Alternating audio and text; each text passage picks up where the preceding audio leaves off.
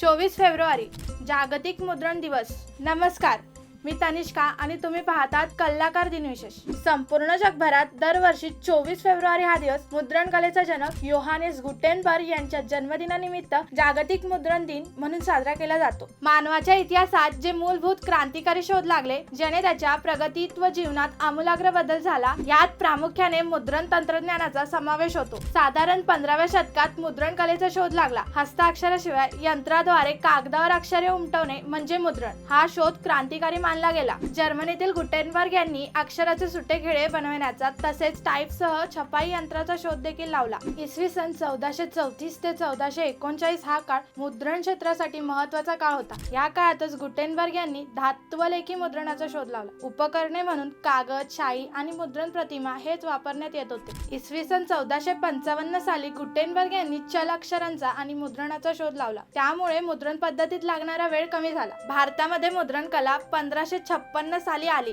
सर्वप्रथम गोव्यात पोर्तुगाल मधून छापखाना जहाजाने आला। 18व्या शतकाच्या शेवटच्या दशकात या तंत्रज्ञानाचा विकास होण्यास सुरुवात झाली। महाराष्ट्रात पहिल्यांदा अमेरिकन मिशनने मुद्रणाची सुरुवात केली। यासाठी त्यांनी श्रीरामपुरातून देवनागरी लिपीचे खिळे आणले। या मुद्रणालयात काम करणारे टॉमस ग्राहम यांनी देवनागरी आणि गुजरातीचे साचे बनवून मातृका तयार केल्या। मुद्रण कलेचा विकास झाल्यावर संगणकावरून कमांड देऊन मुद्रण तंत्र विकसित झाले। त्यामुळे मुद्रण कमी वेळात पूर्ण होणे शक्य झाले। कालांतराने इंटरनेटचा विकास झाला आणि मीडिया विकसित झाला। त्यामुळे आपण सहजरित्या टाईप करू शकतो आणि महत्त्वाचे म्हणजे अजूनही छापील साहित्य इतर माध्यमांपेक्षा जास्त विश्वासू मानलं जातं। कशी वाटली ही विशेष माहिती? आवडली असेल तर लाईक करा, जास्तीत जास्त लोकांसोबत शेअर करा, आपल्या कलाकार YouTube चॅनलला सबस्क्राईब करा, इंस्टाग्राम फेसबुक पेजला फॉलो करा आणि बघत राहा कलाकार दिनविशेष।